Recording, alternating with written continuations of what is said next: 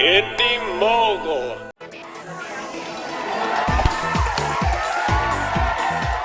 Welcome to this week's Movie Math. Here are today's headlines. Christopher Nolan talks Batman 3, Disney uses Facebook to sell Toy Story 3 tickets, Brett Ratner is bringing Snow White back to the big screen, and of course the weekend box office. Now let's get started. Christopher Nolan plays it close to the vest, especially when it comes to the Batman movies which catapulted him into the category of great directors like Coppola, Scorsese, and Hitchcock.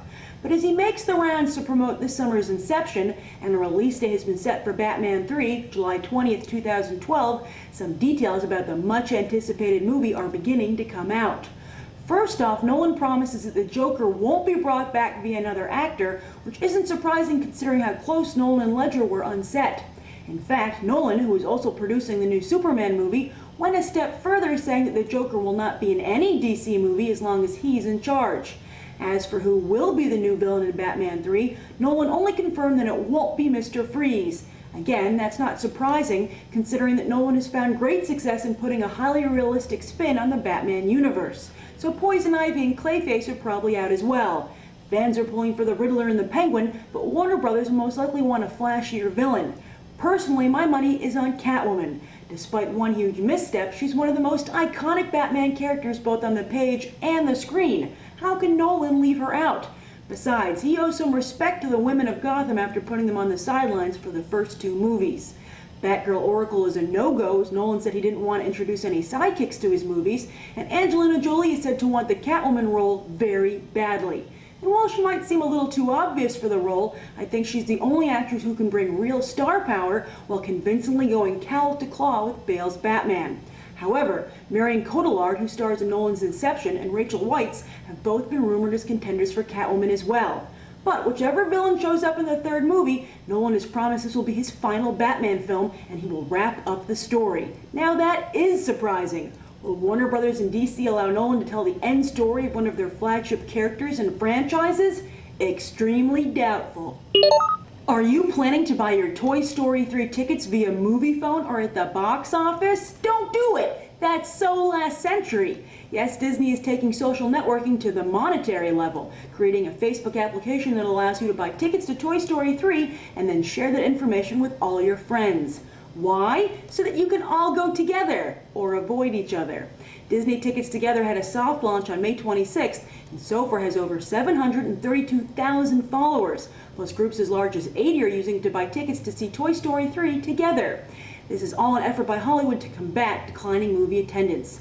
While higher ticket prices are partially masking the decline, there was a 22% drop in attendance this Memorial Day weekend when only 23.4 million went to the movies. Out of a country that has over 300 million. Wow, when that many people reject your product, maybe fancy new ways to buy tickets isn't enough, Last month, Alice in Wonderland joined the worldwide box office billionaires club. Yes, it's currently sitting at number 5, outgrossing The Dark Knight and every single Harry Potter movie. Only Avatar, Titanic, Lord of the Rings, The Return of the King, and Pirates of the Caribbean Dead Man's Chest are ahead of Disney's reimagining of the classic Lewis Carroll story. So it's not surprising that the rest of Hollywood is thinking of taking a page from Burton's book and putting a more adult spin on more fairy tales. And the first to bite is Brett Ratner, who is currently putting together an edgy 3D version of Snow White.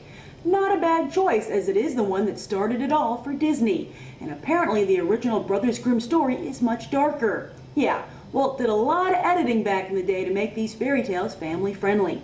What do you think of the more adult fairy tale trend? And who else would you like to see get this treatment after Brett Ratner's Snow White and Tim Burton's Maleficent? Jeffrey Katzenberg is having a banner year. While both How to Train Your Dragon and Shrek Forever After were labeled DOA when they opened in theaters, both movies have shown tremendous staying power.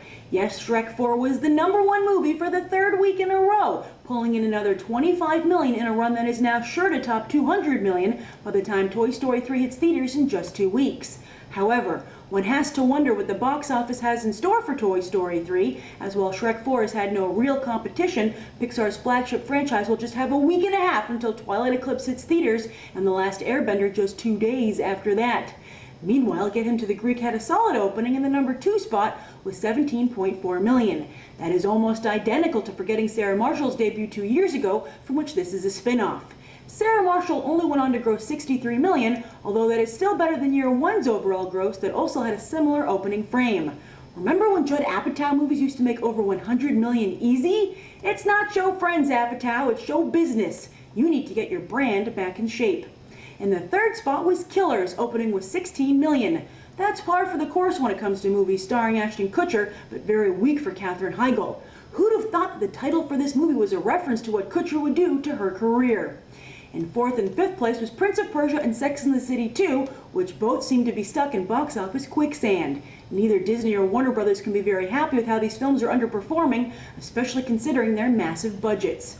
As for the rest of the box office, Marmaduke got off to an okay start in a theatrical run that's just a formality before doing boffo business on DVD, while Iron Man 2 crept oh so close to $300 million.